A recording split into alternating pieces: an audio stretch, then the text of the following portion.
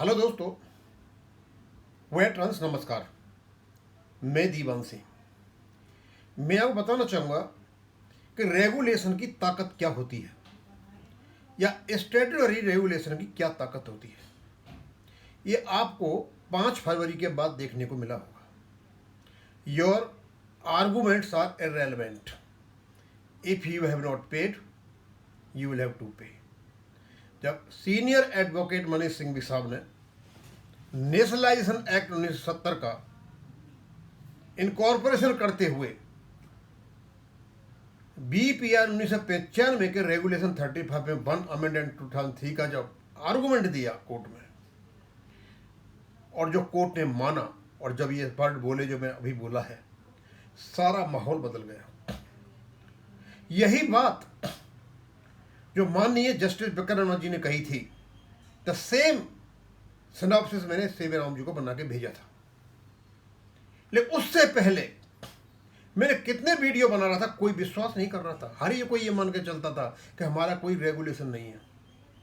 हर बयान के चलता था कि हमारे पास बहुत ज़्यादा फंड पड़ा हुआ है, हमारा अपडेशन नहीं हो रहा है, और उसकी थ्योरी भी सुप्रीम कोर्ट में गई थी। लेकिन जैसे ही माननीय सुप्रीम कोर्ट ने ये वर्ड बोले, सारा माहौल बदल गया। जो कुछ भी मैंने कहा जब वो वैलिडेट हुआ तो लोग कहने लगे दीवान सिंह जी आप सही थे। और धीरे धीरे पेंशन फंड की थ्योरी तो खत्म हो ही गई। धीरे धीरे दिमाग में लोगों के बैठा कहाँ रेगुलेशन है, और जब और अब जाके बढ़े तो हमने पता तो लगाया कि रेगुलेशन बनता कैसे और आता कहाँ से और आपकी क्या ताकत है। और इस एक ही ऑब्जर्वेशन जो माननीय सुप्रीम कोर्ट में दिया, इस एक ऑब्जर्वेशन ने भारत सरकार, वित्त मंत्रालय, DFS, बैंक्स, IBA, UFBU और ये दलाल जो बैठे हुए हैं हमारे रिटायर्ड पेंशनर वाले, EIBRF, AIB पार्क, CBP, सबके होश खत्म हो गए, होश फाख्ता हो गए सबके। क्योंकि इनकी जो थ्योरी चली हुई थी रेगुलेशन को छोड़ करके, वार्ता, समझौता, पता नहीं क्या क्या बातें चली हुई थी। अब इसको रोकने के लिए, कि पता है सामने वाले वकीलों को, सीनियर एडवोकेट्स को, कि इस पर यदि चर्चा हो गई तो हम धाराशायी हो जाएंगे, क्योंकि रेगुलेशन है, ये मानते हैं। और इसकी ताकत को जो सीनियर एडवोकेट्स हैं वो अच्छी तरह से जानते हैं कि जब इसको जोरदार तरीके से माननीय सुप्रीम कोर्ट के सामने रखा जाएगा तो मामला क्या होगा। यानी रेगुलेशन ने सारा कुछ बदल दिया, और वो भी स्टैट्यूटरी रेगुलेशन। और एक ऐसा रेगुलेशन 1995 का जो रेगुलेशन है, हालांकि वो बना तो इंडस्ट्रियल डिस्प्यूट एक्ट के अंतर्गत जो कार्रवाई हुई थी, निगोशिएशन, एग्रीमेंट, उनके आधार पर था। लेकिन जैसे ही ये नोटिफाइड हुआ एक्ट 1970 के अंतर्गत, तो पीछे की सारी जितनी भी चीजें थी वो गौड़ हो गई और ये प्रमुख हो गया। वो अलग बात है कि हम आज भी 1993 में ये हुआ था, वो हुआ था, उसके क्लॉज में ये लिखा हुआ है, वो सब गौड़ हो गई। और उसी समय ड्राफ्टिंग होने के बाद स्मॉल कमेटी ने कहीं RBI की बात, वो भी एक बाहर का विषय है। यानी आपका जो रेगुलेशन बना हुआ है, इससे जितनी भी चीजें सब बाहर की हैं। अब बाहर की कौन कौन सी हैं?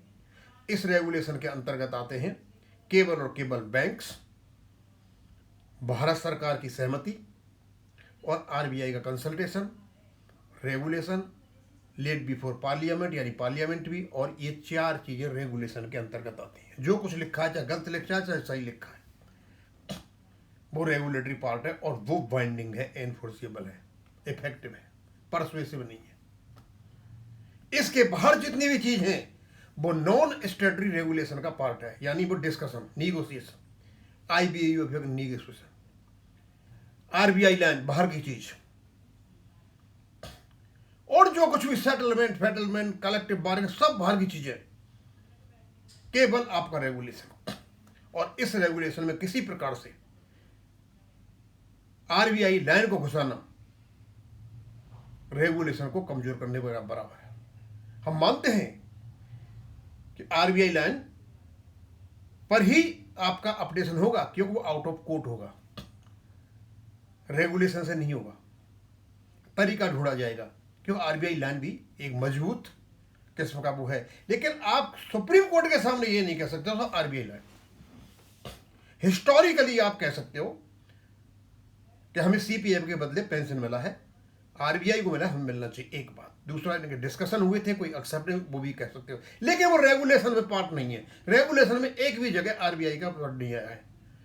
जब आप रेगुलेशन में आप बहस कर रहे हो सुप्रीम कोर्ट में, तो हिस्टोरिकली आप मेंशन कर सकते हो, लेकिन उसका हिस्सा नहीं बना सकते हो। जब समस्या को सुलझाया जाएगा तो हो सकता है, पुराना मैटर है, आरबीआई लाइन पे आए, लेकिन रेगुलेशन का हिस्सा नहीं है। रेगुलेशन का हिस्सा नहीं होना इसका मतलब ये नहीं है कि आरबीआई लाइन कोई महत्व नहीं, उसका महत्व है, लेकिन वो रेगुलेशन का हिस्सा नहीं है। इसलिए जो रेगुलेशन में जो कुछ भी लिखा हुआ है दैट इज स्टैट्यूटरी रेगुलेशन, उसके बाहर जो भी है non statutory regulation. Statutory regulation एक बाइंडिंग ऑब्लिगेशन होता है, वो उससे कोई फर्क नहीं पड़ता कि कितना पैसा लगेगा, कितना लगेगा, उससे कोई भी नहीं लगता। और इसी चीज में बहस हो रही है। इसको कमजोर करने के लिए बड़े बड़े नाटक किए जा रहे हैं। सबसे पहला नाटक, EIBRF अभी लेटर निकाला 14 जून को, लंबी लंबी फेंकी, हमने ये किया, हमने ये किया, पता नहीं कौन कौन से तीर मारे, अंत में वहीं आ गए। हमारा स्टैंड क्या है? Negotiation, settlement, policy intervention.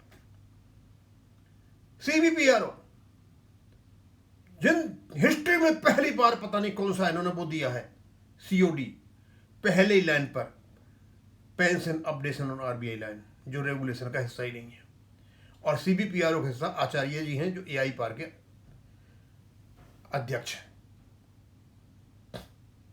तीनों के तीनों संगठन ये उसी लाइन पर, वेंकटेचलम की लाइन और IBOC की लाइन, मतलब ये चाहते हैं कि कैसे भी करके रेगुलेशन को तो जालो भाड़ में, हमसे आकर के वार्ता करें जिससे हमारे वैल्यू हो और हम बचे रहें। इनको पता है यदि निगोशिएशन नहीं हुआ और इसका रेगुलेशन से अपडेशन हो गया तो इनकी किरकिरी होगी और इनका अस्तित्व खतरे में हो जाएगा। दोस्तों, अब तो पानी बहुत बह चुका है।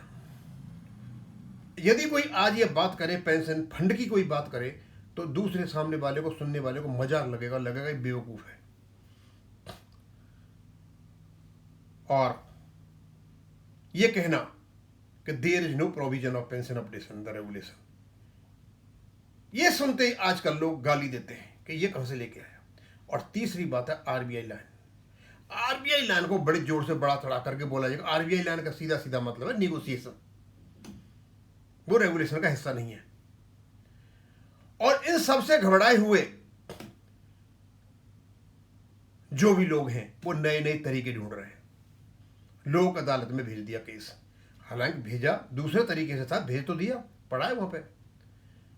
और प्रणब गुप्ता जी ने अपना एक ऑब्जेक्शन दिया, हो सकता है कि वहां कोई नया शेर निकल करके आ जाए, बोले साहब मेरा भी नाम जोड़ो, मेरे भी हित लगे हुए इसमें। और नाम जुड़ता ही बोले साहब मैं तो वहां जाऊंगा लोक अदालत में, कहाँ, चंडीगढ़ में। आप इसको केस को बाद में सुनना, एडजमेंट होना जाना कुछ नहीं है उसका, बस केस को आगे बढ़वा सकता है। बेशरम किस्म के लोग हैं। ह्यूमन राइट्स का वायलेशन, फंडामेंटल राइट्स का वायलेशन, ये किसी हद तक जा सकते हैं। डिवाइड एंड रूल और लोगों को अज्ञान बना करके रखो, पाकिस्तान पॉलिसी। मैं आपसे यही कहना चाहूंगा, मैं लगा हूं कि मैं इसी में, कि हमारा इंप्रेशन किसी प्रकार से कम नहीं हो जाए और नई नई चीज़ हम आप तक पहुंचा रहे हैं। लेकिन हमारा रेगुलेशन सशक्त है, सशक्त था, और अभी तो यही नहीं है। अभी तो इनको 2010 में इन लोगों ने जो अनलॉफुल रिकवरी की थी उसका ही मुद्दा आएगा, पेंशन अपडेशन के बाद उसका भी मुद्दा आएगा। और कोई किसी प्रकार की ये गड़बड़ी करते हैं लोक अदालत में, तो मैं तो यही चाहूंगा कि PIL डाल दी जाए, ये कहते हुए आर्टिकल 21 का सहारा लेकर के कि लोग यहाँ पर अभाव में मर रहे हैं और इनको मजा आ रहा है और ये रेगुलेशन को इम्प्लीमेंट नहीं कर रहे। ये नहीं कहना है पेंशन नहीं दे रहे, रेगुलेशन को इम्प्लीमेंट नहीं कर रहे। आपकी PIL मंजूर हो जाएगी। मुझे लगता है ये केस वहां तक जाएगा। ये कोशिश तो कर रहे हैं, ये कोशिश तो कर रहे हैं, सुनवाई नहीं हो। अब देखते हैं ये कैसे रोकते हैं आगे। लेकिन पानी इतना बह चुका है, मैंने इतने वीडियो बना दिए, लोगों को इतनी जानकारी हो चुकी है, कहाँ हमारे साथ अत्याचार हो रहा, अन्याय हो रहा है। और इन सब के पीछे अपनी इज्जत, साख और अपना अस्तित्व बचाने के लिए 9 के 9 UAB के कंस्टिट्यूएंट्स और 3 हमारे जो प्रमुख रिटायरी संगठन ये भी हैं। IBA तो है ही है, बैंक्स भी हैं। अब इसको मैं यहीं खत्म करूंगा। थैंक यू, धन्यवाद।